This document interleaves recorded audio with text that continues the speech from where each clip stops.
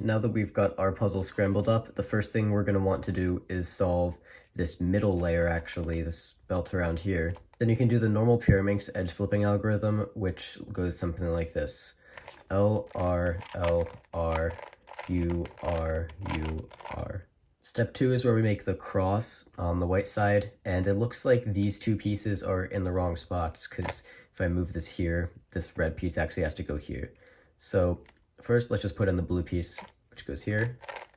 And now we don't just want to do this because that would mess up our middle layer too much. So what we can do instead is move this middle layer here so that when we make this move, it actually fixes it again. We're going to be using this a lot later on. It's kind of like domino reduction on 3x3. Our quote-unquote cross is solved. I guess it's more like a hazmat sign. Step 3 is where we solve these first corners, and we do this through a very simple algorithm, and it's the only algorithm you really need to solve this.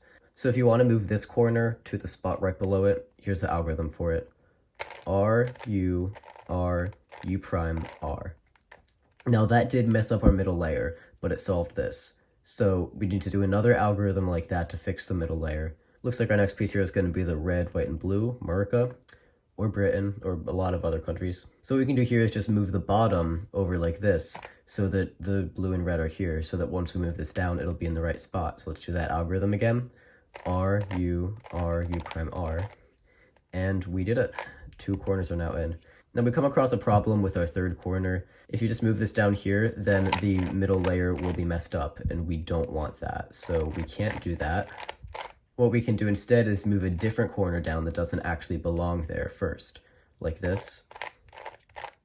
And now we're basically in a situation where our middle layer is messed up, but we only have one corner that needs to be inserted. That's going to be this one.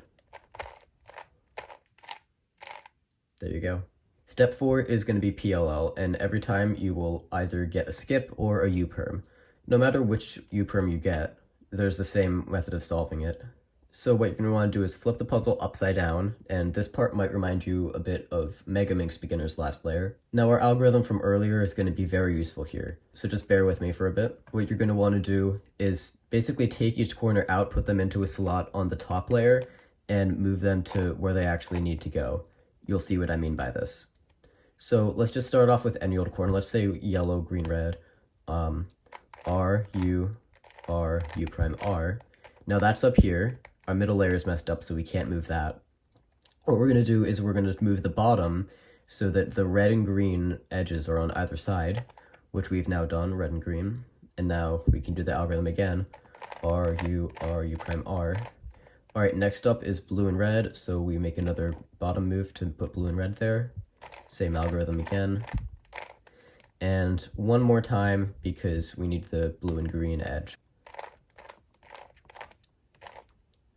And with that, you have solved the 3-layer pentahedron. Thank you so much for watching this video.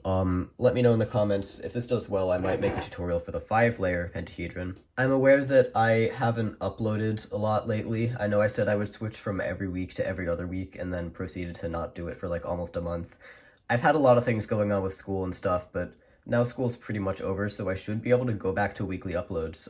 I might even have one this Friday, who knows. Anyway, the idea I had for this sort of new series was just tutorials on non-WCA puzzles that aren't super well known, like this one. So let me know what you would like to see a tutorial on next in the description. And on that note, this is Lord of the Cubes, signing off.